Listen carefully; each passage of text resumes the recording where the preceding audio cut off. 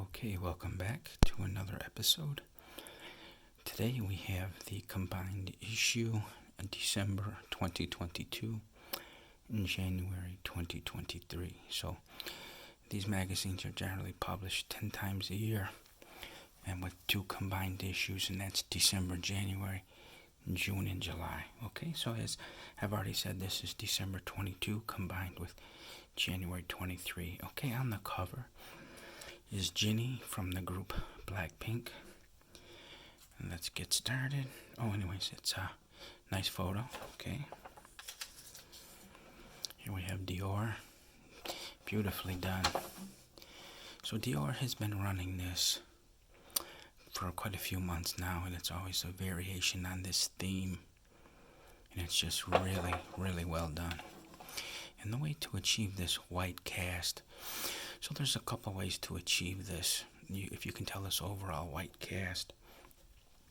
In Photoshop, if you open exposure, there are three sliders under exposure. It's exposure, gamma, and offset. And I forgot which, if this is, it's been a while, it's either gamma or offset. And you take the slider and just tap it. I mean, just a little bump right, and all of a sudden the image will go white like this. You'll get this whitish haze across the image. And another way to get it, if you shoot consumer glass, now generally the fastest aperture on consumer glass is f1.8. For example, if you use the Nikon 50mm f1.8 and the Nikon 35mm DX f1.8. I have both those lenses, they're consumer glass, but if you shoot them wide open at f1.8, sometimes they'll do this, shooting wide open, they'll get this whitish cast. So that's the two ways you can achieve this whitish look. Again, it's by Photoshop, either offset or gamma, or shooting an f1.8 lens wide open. Okay, so this is the subscriber cover, and this is the newsstand cover.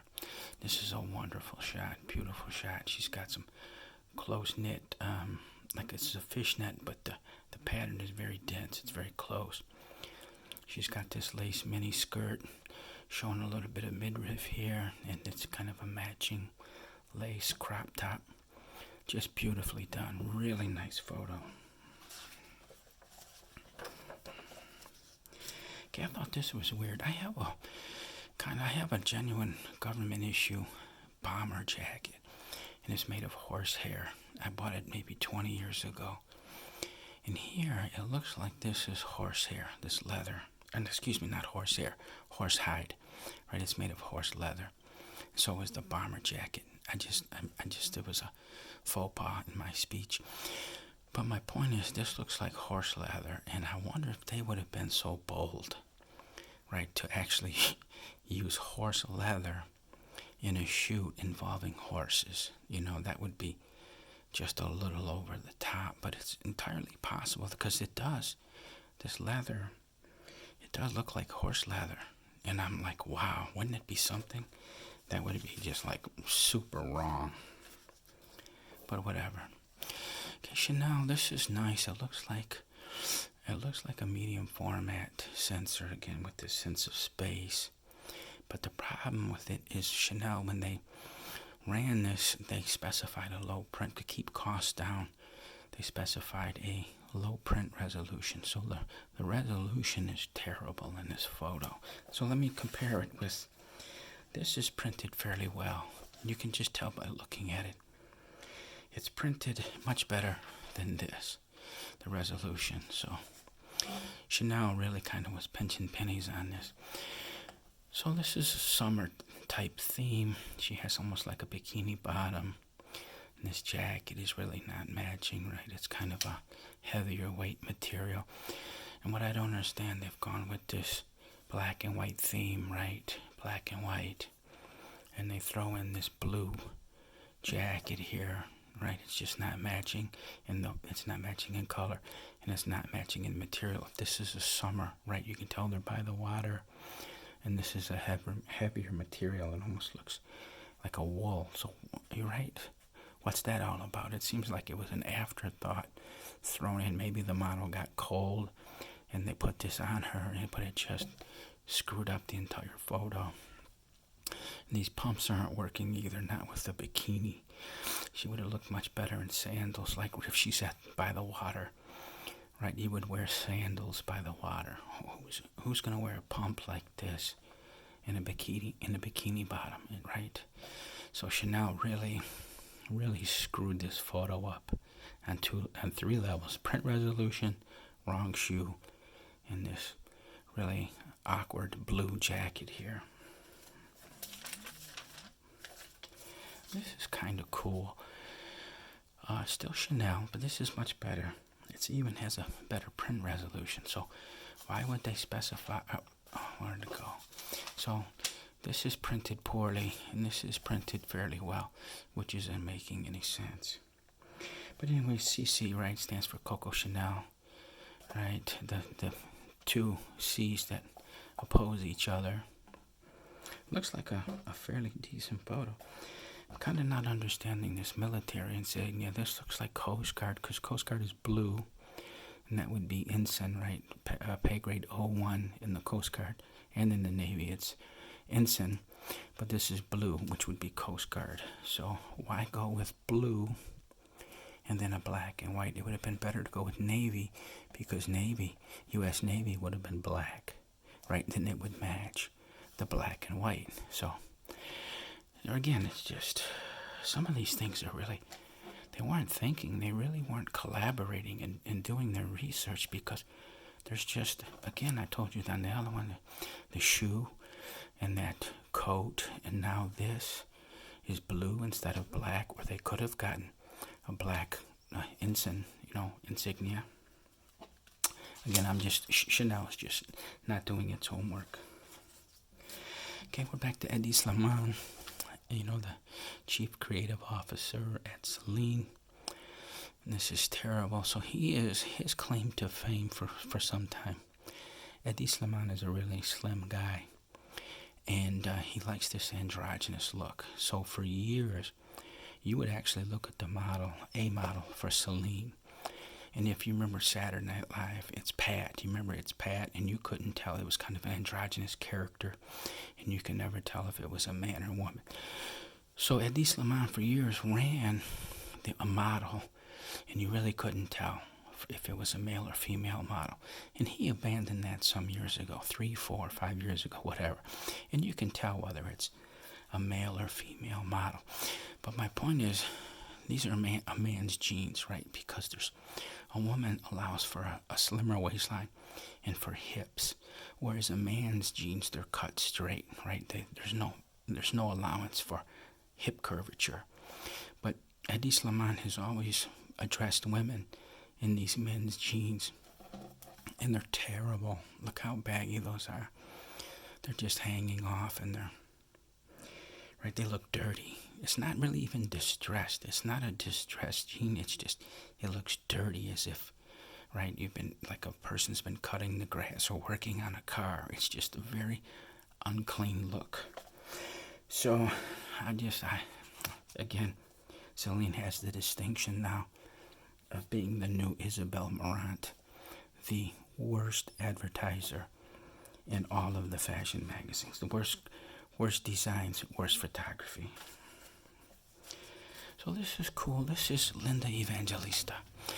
Now what happened, if you remember, some years ago, she went to one of these clinics that they do this fat freezing somehow. I don't really know the process and what's involved, but somehow it's a weight loss type thing where it's not truly liposuction, but they freeze the fat somehow and they extract it. I don't know all the details, but somehow the procedure went wrong, and she sued the clinic, and I don't know whatever became of it. but she dropped out of modeling for a long time. And she gained a lot of weight, which is normal, right? As you grow older, it's completely normal to gain weight. So here, what they've done, right, it's very strategic here. They're kind of hiding her midsection. You're not seeing her midsection on down, right? And I'm sure they did that by design. But she still has the look. She still has a wonderful look. And if I'm going to include a link where you can, it's like a Google search where some of her best work was in the early 1990s with Steven Meisel. It was absolutely incredible work in the early 90s. And she was the one, she caused a lot of controversy back then when she said, she was interviewed and she said, I don't wake up for less than $10,000 per day. And that was in the early 90s, and that was the kind of money she was earning modeling in like 91, 92, 93. So $10,000 a day was her rate for modeling. And she still looks great. Wonderful, absolutely wonderful. So congratulations to Linda Evangelista. Okay, so here we have Yves Saint Laurent.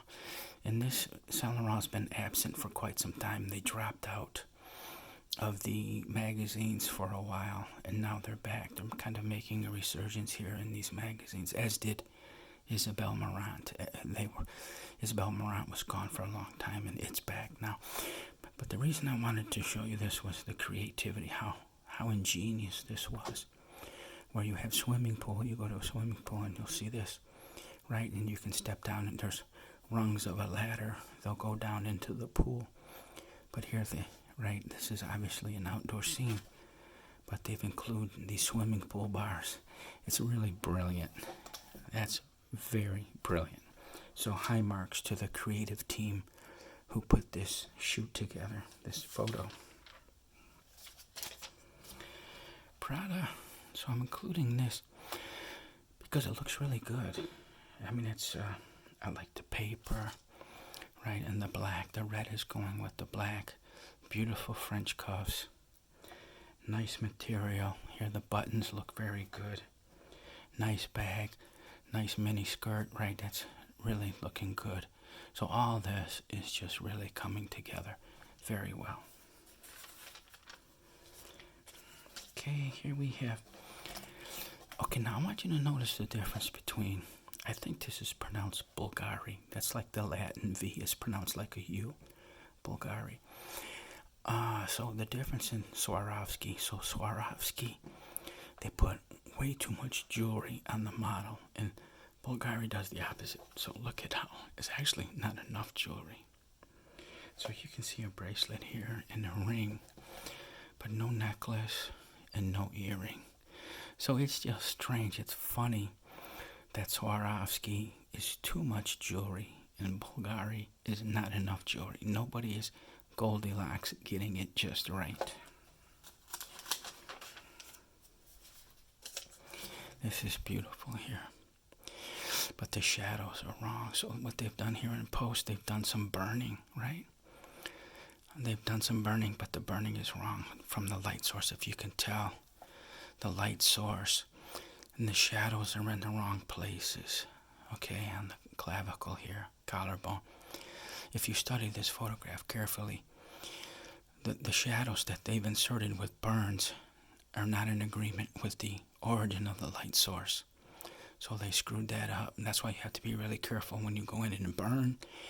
You have to make sure you're inserting shadows in the right places. And here, this is kind of cool. They got a kicker. So let's say this was shot at f8, right? The key is f8 on Zendaya. They got this kicker here. It looks like it's a stop hotter, let's say. So this light is hitting her hand at f11. I'm just saying I'm just trying to say it's one stop hotter regardless of whatever the intensity of the strobe is. You've got the correct exposure here, and this kicker is hitting her hand more like one stop hotter. Could even be two stops hotter because that looks pretty intense. But it's a very focused, canalized light, and it looks really good. Just a little accent light. It's beautiful, beautiful photo. Okay, here we have, this is a throwback to the 1960s London scene, right? You can kind of see that. They used to call that mod. Here this model is wearing almost like a German lederhosen, right? Which is, if this is supposed to be London, I mean, this could be like a little bandeau bra or tube top, right? But it kind of has the appearance, the way this purse is hanging from her shoulder, the bag, it kind of takes on this appearance of lederhosen, which is German, but this is a London scene, 1965, 66. So I think they should have probably rethought this image, because it looks kind of like a German image. But it looks good overall. And Valentino used to be horrible as an advertiser. Their photography and their creative team, they've come a long way. This actually looks quite nice. So congratulations to Valentino, Van Cleef and Arpels. The only reason I included this is it always reminds me of Joel Meyerowitz, the street photographer, because Van Cleef and Arpels is located at, I believe it's on 5th Avenue and 57th Street. And that was Joel's corner, the north corner. Because the streets, and I'll try to make this quick, the avenues, Manhattan is actually on about a 29-degree angle, right? The streets don't run north and south. The whole island is canted at about 28.5 degrees. So his corner would either be the northwest or the north. It's truly the north corner, and that's where Van Cleef and Arpels is, and that was his spot for like 50 years. He shot on that corner from like about 1962 to 2012. He kind of retired in 2012. So he shot on that corner, 5th Avenue and 57th Street, for 50 years. So that is definitely Joel's corner. Okay, and we talked about Paul Marciano choosing the very best models to be found, and it's absolutely obvious here. Look at the quality of these models and these photos. Tremendous, absolutely tremendous models, right? Just, I don't even need to go any further. It's just self-explanatory. The best of the best.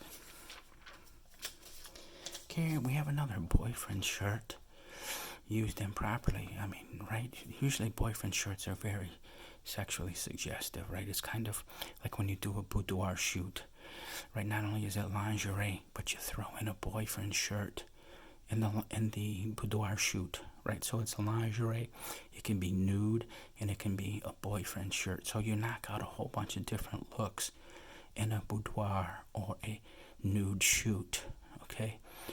But this is not boudoir, and it's certainly not nude. So I don't understand the point of throwing a boyfriend shirt into this type of photo. Okay, this is Julia Logasheva.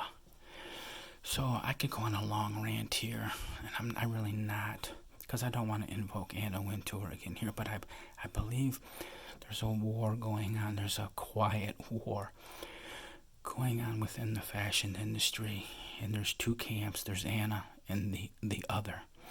And again, I could go on this really long tangent, but I just don't want to, right? Because it's just too long, and I just don't want to devote all my time to the sins and transgressions of Anna Wintour. So I'm going to stay away from that for right now. But this is Julia Logacheva, and I'll link to her below. And there's a reason why she's not up there with all the other models, because of all the politics in this industry. She's being kept down. She's being kept down intentionally, right? And it's in all the internal politics of the fashion industry, and I think they're kind of smothering her. She could be a lot more, but the politics are such that they're keeping her down. Okay, Ralph Lauren, this didn't make a lot of sense either, because what is it that they're advertising here? Because if it's clothing, she's completely obstructed by the man, right? Is it the bag? Is it this Western hat, right? So, you know what I mean? What is it that they're advertising? I can only think it must be the bag, because that's the only thing that's not obstructed, right? Again, or the hat. It's not making sense. Swarovski looks pretty good. Very creative. And again, I don't like this. Right?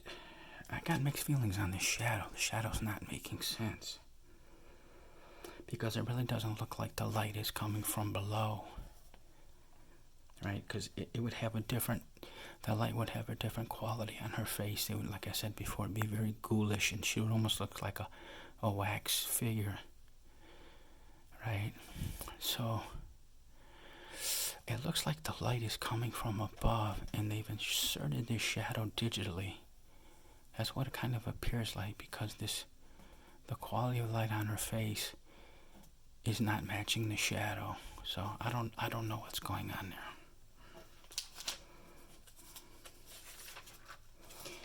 Okay, here I'm finally glad.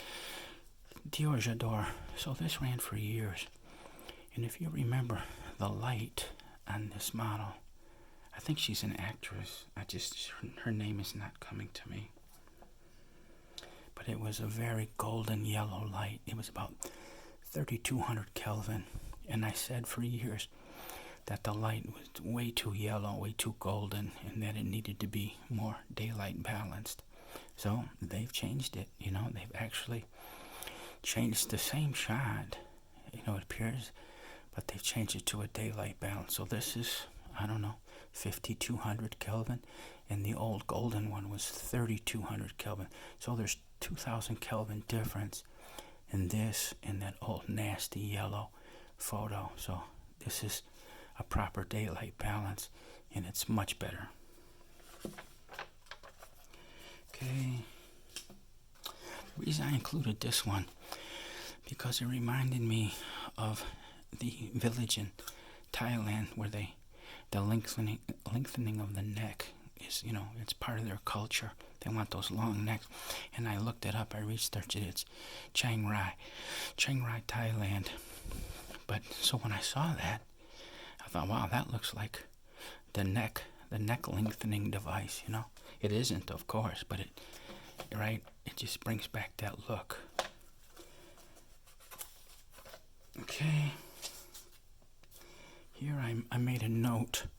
I don't know if you ever watched Poirot with David Suchet. It was on for quite some years. I think its heyday was in the 90s.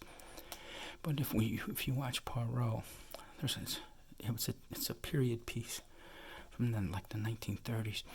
There's a lot of Art Deco in Poirot. So as soon as I saw this image, I just immediately thought of Poirot and his residence in London. It's the fictitious Whitehaven Mansions.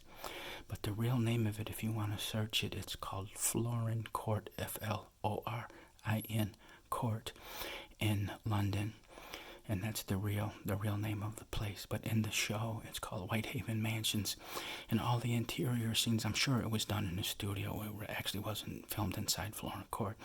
But the supposed interior, you'll see the most wonderful Art Deco architecture. And a lot of the places that they chose to shoot the episodes were actually shot like in Art Deco locations in London, in and around London. And it was an awesome show.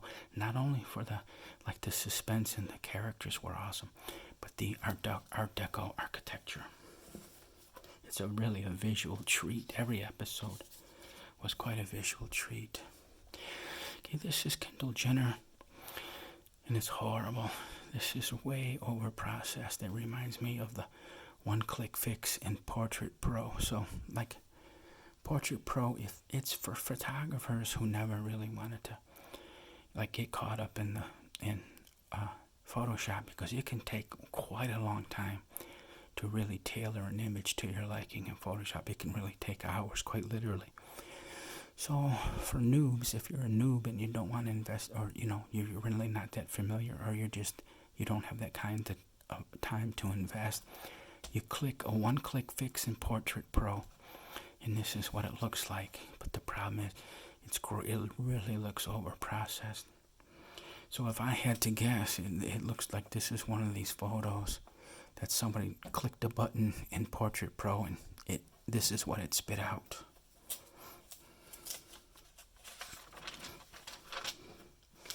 Okay, here's another Paul Marciano guess.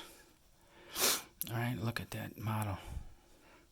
Here's another one here. They're both. Look at that. My God, unbelievable. Truly unbelievable models. Best in the business. And also, this looks like, I got to research this, but if you remember one of the Gisele Bündchen did a shoot, I think it was with Karl Lagerfeld, some maybe 15 years ago or so, and it was like this. It was in a palace, and it looks like the same location that Gisele shot in 15 years ago with Lagerfeld. So I'm going to have to find that image and compare it to see if it's that same palace. Okay, this is I know she's an actress, but I forget, right? Because I can see in this model, I see Penelope Cruz, I see Keira Knightley, and who else? There's another, but you can kind of see Keira Knightley. Oh, Natalie Portman. So I'm seeing Natalie Portman, Keira Knightley, and Penelope Cruz, and I don't know which of the three this model is. If I had to guess, I would say it's Keira Knightley, but I don't know. But anyways, what I was saying, it's just a beautiful photo. She's made up beautifully. Her hair, the clothing, everything is really nice about that photo. Here, this is pretty bad. This image on the right kind of looks like Terry Richardson, because Terry Richardson was always about 2/3 of a stop hot in his photos. His photos were about 1/3 to 2/3 stops hot, but it was always hot, always overexposed. So whoever did this, it kind of has that Terry Richardson look. And it's, right, her hair's kind of scraggly. She's not made up properly, so very little attention was given to the shoot. You know, it's bad. No preparation at all. I'm including this one here because this is what the type of ad you would have found in a fashion magazine in the mid-2000s. Right, in the mid-2000s, I really loved those magazines back then, Harper's Bazaar, Vogue. They were highly stylized. Just like this, if you can look at this image here, look at all the work that's going on here. It's very highly stylized. And this, again, I'm repeating myself, but this is something you would have found probably from 2004 to 2009, 2004 to 2009. This was kind of the standard, the norm in these fashion magazines. So it's cool to see a resurgence in this style of photo. Here I've seen this. This has been repurposed. This is actually a bag, like a purse. You can see the handle here. And it's been used because this is, of course, this is a one-off. It certainly appears to be a one-off. So it's kind of making the rounds different. It's being used in different photos. I've seen it a few times, so I thought I would include it here. But it's like a little doll's house, right? A little miniature house. But it's a bag. And people are sharing it. It's, as I've said, it's making the rounds. This is really cool. This is a trichromatic, right? So tri-3 chroma color.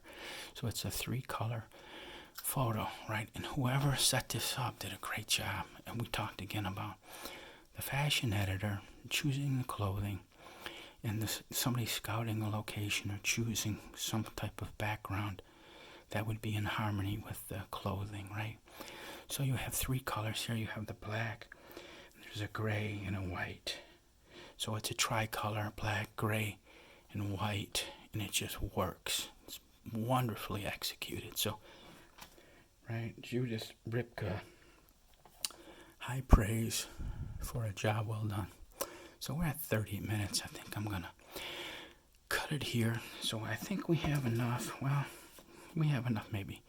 The next episode will only be maybe 10 minutes, 12 minutes. I think we can knock those out fairly quickly. So I'm going to cut it here. I thank you for your time. I hope you enjoyed this. If you would be so kind, if you could give me a thumbs up, I would very much appreciate it. And I'll see you in the next video. Thank you.